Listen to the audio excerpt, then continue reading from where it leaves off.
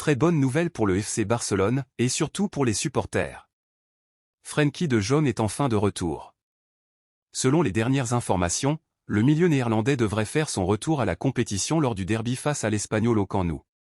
Une annonce qui arrive au meilleur moment pour le Barça.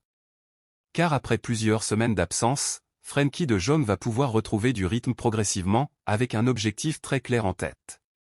Être prêt pour le match retour de Ligue des Champions contre l'Atlético de Madrid. Et ça, c'est une énorme information. Parce que dans les grands matchs européens, l'expérience et la maîtrise du milieu de terrain font souvent toute la différence. Et Frenkie de Jong, dans ce domaine, est un joueur absolument essentiel. Sa capacité à conserver le ballon sous pression, à relancer proprement et à organiser le jeu peut complètement changer le visage du Barça. Mais attention, le staff ne veut prendre aucun risque.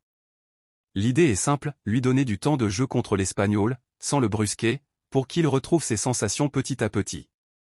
Un retour en douceur, mais stratégique. Car le véritable objectif, c'est ce choc contre l'Atlético de Madrid.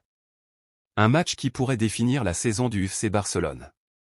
Et avec De Jong sur le terrain, le Barça gagne clairement en contrôle, en sérénité et en qualité technique. Mais une question reste en suspens. Dans quel état physique sera-t-il réellement? Parce qu'un retour de blessure, surtout à ce niveau, demande du temps. Et même s'il est apte, il ne sera peut-être pas à 100% immédiatement. Malgré tout, sa simple présence peut déjà faire la différence. Que ce soit comme titulaire ou en sortie de banc, Frenkie de Jong apporte une solution précieuse. Et pour les supporters, c'est un énorme boost de confiance avant un match aussi important. Alors, est-ce que son retour peut changer la donne contre l'Atlético?